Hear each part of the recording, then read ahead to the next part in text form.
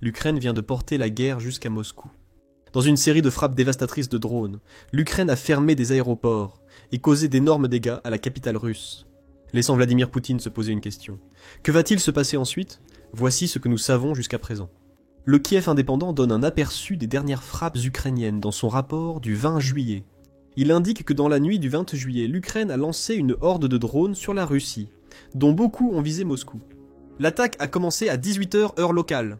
Le maire de Moscou, Sergueï Sobyanin, affirmant que sa ville avait subi des frappes d'au moins 21 drones ukrainiens.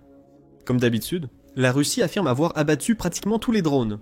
Sobyanin a déclaré que les équipes de secours se rendaient sur les lieux dans toutes les zones où les drones avaient été abattus. Le ministère de la Défense russe affirme que ses défenses aériennes ont abattu 93 drones dans la soirée, dont 19 ont été abattus au-dessus de Moscou, il affirme, ce qui suggère que seuls 2 drones ukrainiens ont réussi à passer. Cependant, le ministère a également affirmé en avoir abattu 16 en route vers la ville, ainsi que 8 autres une fois le jour levé. Les chiffres ne correspondent pas, et c'est assez typique de la Russie. La raison pour laquelle les chiffres n'ont pas de sens, c'est que Moscou essaie de cacher ce qui s'est réellement passé, alors que le ministère russe de la Défense affirme avoir neutralisé la majorité des drones. Des incendies font rage dans les rues de Moscou, et tous les aéroports les plus importants de la ville ont été fermés. Des véhicules sont en feu. Même des immeubles résidentiels semblent avoir été touchés soit par des débris de drones, soit par des attaques indirectes. Les défenses de Moscou ont été percées. Beaucoup plus de détails proviennent de News Sky, qui a analysé en détail la frappe de l'Ukraine le 20 juillet. Il indique que les premières nouvelles de l'attaque de l'Ukraine ont commencé à circuler vers 2h45 du matin, poussant des dizaines d'habitants de Moscou à utiliser des services de messagerie pour signaler qu'ils pouvaient entendre et voir des drones exploser autour de la ville. Des éclairs de lumière ont illuminé Moscou alors qu'il n'y avait pas d'orage, et au moins 7 quartiers de la ville ont été touchés. Les vidéos vont commencer à apparaître peu après. La chaîne YouTube de The Sun montre des images de drones traversant le ciel et explosant lorsqu'ils atteignent leur cible. Des incendies ont été enregistrés dans les rues, avec des véhicules en feu près du centre d'affaires OKO. Le district de Kousievo et Novoseltsi a vu des colonnes de fumée s'élever au-dessus des maisons, avec des vitres brisées dans le district de Barviza, ce qui offre encore plus de signes que la frappe de drones de l'Ukraine a été bien plus efficace que ce que la Russie a prétendu. Selon News Sky, la plupart des frappes ont eu lieu à moins de 2000 mètres des principales installations logistiques et de transport de la Russie. Parmi elles, figuraient des aéroports. La frappe de l'Ukraine a accompli quelque chose qui ne s'était pas produit depuis avril 2024. La fermeture simultanée des 3 aéroports les plus importants de Moscou. Vernikovo, Domodedovo et Tcheremetyevo ont tous été fermés, obligeant les vols à être retardés ou détournés vers d'autres villes. Le Sun indique que la Russie a été contrainte de détourner environ 134 avions, tandis que Sky News ajoute qu'au moins 60 vols ont été retardés, laissant des milliers de passagers bloqués dans les aéroports de Moscou. Alors que les frappes de drones ukrainiens faisaient rage à Vernikovo, des dégâts directs sur les lignes de câbles voisines et les systèmes d'approvisionnement en carburant ont provoqué une telle perturbation que les avions ont dû tourner en rond dans les airs pendant plus d'1 heure, avant d'être finalement détournés vers d'autres aéroports. Le résultat a été la pire perturbation du trafic aérien, à Moscou au cours de l'année écoulée. La British Broadcasting Corporation indique que l'association des tours opérateurs de Russie affirme que la frappe ukrainienne a entraîné la fermeture des aéroports à 10 reprises en 24 heures. Et ce n'est pas la première fois que l'Ukraine provoque ce genre de fermeture. En mai dernier, la British Broadcasting Corporation souligne qu'un bombardement aérien similaire de l'Ukraine a provoqué suffisamment de fermetures d'aéroports pour laisser 60 000 passagers bloqués, après que l'Ukraine a lancé 500 drones sur la Russie en une seule journée. Ce n'est pas un effet secondaire involontaire. Ces fermetures d'aéroports font partie d'une stratégie, comme nous l'expliquerons plus tard dans la vidéo. News Sky rapporte que l'Ukraine a utilisé une tactique d'essaim lors de sa récente opération de drones contre Moscou. Dans le cadre de cette stratégie, certains véhicules aériens sans pilote ou véhicules aériens sans pilote ont été lancés depuis des régions éloignées, ce qui leur a permis d'approcher la ville en empruntant des trajectoires moins prévisibles. Pour compliquer davantage les efforts de la défense aérienne russe, les drones ont utilisé une cascade de fausses trajectoires, conçues pour tromper et submerger les systèmes de défense, contournant ainsi efficacement les mesures d'interception traditionnelles. La Russie aurait déployé les batteries de défense aérienne stationnaires de Moscou, y compris les systèmes Pantsir S-1 et S-Quad Sense pour détruire les drones ukrainiens. Le pays a également déployé des brouillages radio pulsés pour tenter de dévier les drones ukrainiens de leur trajectoire, une première pour Moscou, tout en utilisant des intercepteurs de drones. Rien de tout cela n'a fonctionné. Les drones ukrainiens ont tout de même réussi à percer. Quant à la réaction russe, News Sky a indiqué que Telegram, Instagram et X ont tous été inondés de messages paniqués montrant des vidéos de la scène. Les republications et les chatbots ont inondé les fils d'actualité russes avec des nouvelles des attaques, poussant le bureau du procureur russe à mettre en garde les utilisateurs contre la diffusion de désinformation, de calomnies et de messages paniqués sur les réseaux sociaux. Arrêtez de dire aux Russes ce qui se passe réellement à Moscou, car Poutine ne veut pas que quiconque le sache. Le bureau a également dit aux journalistes qu'ils ne devaient en diffuser que des informations vérifiées. Encore une fois, la Russie essayait de cacher l'ampleur de l'attaque. Les données vérifiées ne pouvaient en provenir que du ministère de la Défense russe, et cette organisation affirmait que les drones ukrainiens avaient été détruits. La situation sur le terrain montrait que l'attaque était bien réelle.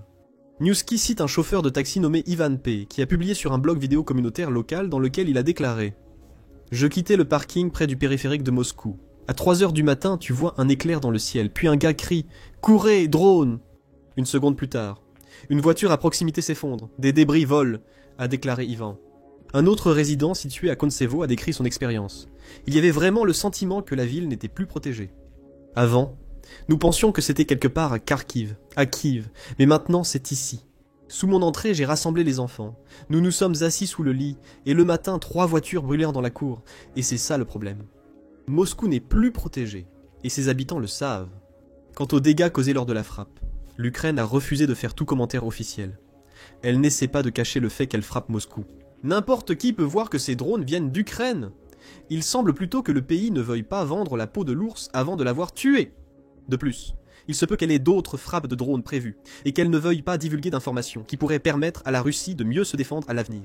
En fait, c'est presque confirmé. Newsky cite une source anonyme au sein du ministère de la Défense ukrainien, qui déclare « Ce n'est que le début. Les anciennes doctrines ne fonctionnent plus. Les drones changent l'architecture mondiale de la guerre. Désormais, aucune métropole ne peut rester indifférente. » Il y a un avertissement dans ces mots. Les villes éloignées de la Russie ne sont plus en sécurité, alors que l'Ukraine apporte la guerre que Poutine a commencée à son peuple. Quant aux évaluations des dommages directs, les pertes directes en termes de voitures détruites, de lignes de câbles et d'autres infrastructures ont entraîné le dépôt de demandes d'indemnisation d'assurance dans la région de 18 à 32 millions de dollars.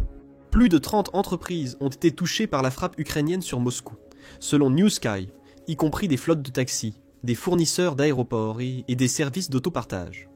Des annulations massives dans la ville, ainsi que des retards de vol, ont conduit Moscou à perdre 40% des revenus qu'elle génère habituellement en une seule nuit. L'Ukraine n'a pas seulement causé des dégâts à la capitale russe, elle a aussi coûté beaucoup d'argent à Poutine et à ses acolytes. Et il y a encore plus en dehors de la frappe sur Moscou. La chaîne YouTube du Sun rapporte que l'Ukraine a lancé une série de frappes aériennes visant Tiokino, qui se trouve dans la région de Koursk. Elle partage des images de plusieurs explosions dans la région, suggérant que l'Ukraine bombarde Tiokino. Pour ralentir l'offensive estivale de Poutine, qui vise la région nord-est de Soumy, qui sait?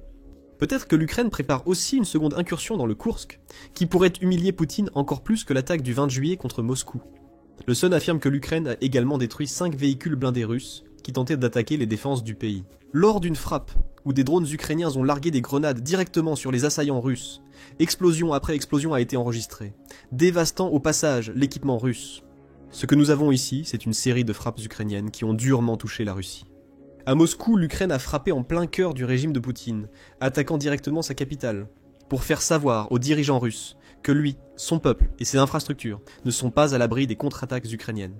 Et alors que l'Ukraine a causé d'énormes dégâts à Moscou, elle s'est également défendue en frappant des cibles militaires à Koursk et sur son propre territoire, ce qui a permis de relâcher la pression sur ses forces. Dans ce processus, il n'y a pas d'échappatoire à la réalité pour Poutine. Le week-end des 19 et 20 juillet a appartenu à l'Ukraine.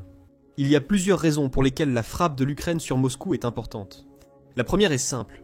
L'Ukraine voulait se venger des frappes aériennes de plus en plus intenses que Poutine lançait sur son territoire, pendant une grande partie de 2025. Poutine a été contraint de regarder ses forces terrestres échouer à prendre la quantité de territoire dont il a besoin, pour accorder aux dirigeants russes le levier dont il a besoin dans de futures négociations de paix. Cela ne devrait pas être une surprise. Les forces russes sont épuisées, perdant environ 1000 soldats par jour selon Cable News Network. Les problèmes d'équipement sont monnaie courante dans l'armée russe, car la défense de l'Ukraine a coûté à Poutine plus de 23 000 véhicules blindés, 11 000 chars et plus de 30 500 systèmes d'artillerie. Selon le ministère des Finances ukrainien, une armée affaiblie sur le terrain a forcé Poutine à changer de stratégie. Il l'a fait en lançant plus de drones que jamais contre l'Ukraine. Le 10 juin, la British Broadcasting Corporation a rapporté que le nombre record d'attaques de drones par la Russie signalait un tournant dangereux dans la guerre en Ukraine. Elle a également partagé quelques chiffres, notant que durant les 3 mois précédant août 2024, la Russie a lancé 1100 drones en Ukraine. Ensuite, les chiffres ont commencé à augmenter. Rien qu'en août, 818 drones ont pénétré dans l'espace aérien ukrainien. Cela a été suivi par 1410 en septembre et plus de 2000 en octobre. En mai, la Russie a lancé plus de 4000 drones en Ukraine en un seul mois, battant facilement ses précédents records établis lors de l'invasion de Poutine. Un mois plus tard, le déferlement de milliers de drones russes en juin a entraîné la mort de 232 Ukrainiens et 1300 autres ont été blessés en un seul mois. Ce que nous voyons ici, c'est un schéma clair. Alors que l'invasion terrestre de Poutine s'essouffle, il envoie plus de drones que jamais pour cibler les villes ukrainiennes. Le plan de Poutine est simple. Semer autant de terreur que possible en Ukraine pour affaiblir la détermination de son ennemi. Mais la Russie échoue à briser l'Ukraine. Au lieu de cela, les hordes de drones de Poutine ont entraîné certains changements dans la stratégie de l'Ukraine. Ce que nous avons vu à Moscou le 20 juillet, c'était ce changement en action. L'Ukraine riposte en lançant ses propres vagues de drones, certains de ses véhicules aériens sans pilote visant même directement les villes russes. L'Ukraine fait goûter au peuple de Poutine le même traitement que le dirigeant russe inflige à l'Ukraine. Ce qui nous amène à la prochaine raison pour laquelle la frappe du 20 juillet est importante. L'Ukraine vient de briser la promesse que Poutine avait faite à son propre peuple. Poutine s'est toujours présenté comme l'homme fort de la politique russe. L'idée est simple. Poutine affirme qu'il est le seul homme capable de défendre la Russie contre des forces envahissantes nébuleuses. Il se présente comme le protecteur contre tous ceux qui voudraient nuire aux intérêts de son pays. Le Moscow Times l'a clairement indiqué dès juillet 2013, écrivant que Poutine se considère comme la seule personne capable d'assurer la survie de la Russie en protégeant son intégrité territoriale. C'est sous ce prétexte que Poutine profère sans cesse ses menaces concernant le prétendu expansionnisme de l'OTAN. L'invasion de l'Ukraine a également été justifiée, en partie à l'intérieur de la Russie, par Poutine, affirmant que prendre l'Ukraine protégerait la Russie. Le 20 juillet a révélé que Poutine est un empereur sans vêtements. Le grand protecteur et homme fort de la politique russe n'a pas réussi à empêcher une frappe de drones ukrainiens qui a touché la capitale de son pays. L'Ukraine n'était jamais censée être capable de faire une chose pareille. Le pays était censé s'effondrer lorsque les forces de Poutine ont envahi. Au lieu de cela, non seulement elle s'est défendue pendant presque 3 ans et demi, mais elle attaque activement la Russie. Et c'est une mauvaise nouvelle pour Poutine. Chaque frappe ukrainienne réussie à l'intérieur de la Russie lui fait perdre du soutien pour son invasion. Sky News le souligne, notant que les données du sondeur, le centre Levada, révèlent déjà que les citoyens de Moscou commencent à avoir peur. Il indique que 66% des habitants de la ville se sentent stressés à cause de la guerre de Poutine qui s'éternise, bien plus longtemps que ce à quoi ils s'attendaient. Un autre 35% déclare qu'il envisage de faire ses valises et de quitter la ville, peut-être pour se rendre dans des régions de la Russie qu'il pense que l'Ukraine ne ciblera pas. Le journal de la démocratie fournit d'autres données suggérant que la population russe se lasse de la guerre de Poutine. Il indique qu'un sondage de novembre 2024 a révélé que 57% des Russes étaient favorables à un cessez-le-feu avec l'Ukraine. Seuls 35% des Russes, soit un peu plus d'un tiers de la population, soutenaient la poursuite des combats. Les Russes se méfiant déjà de la guerre de Poutine quelques mois seulement après l'invasion.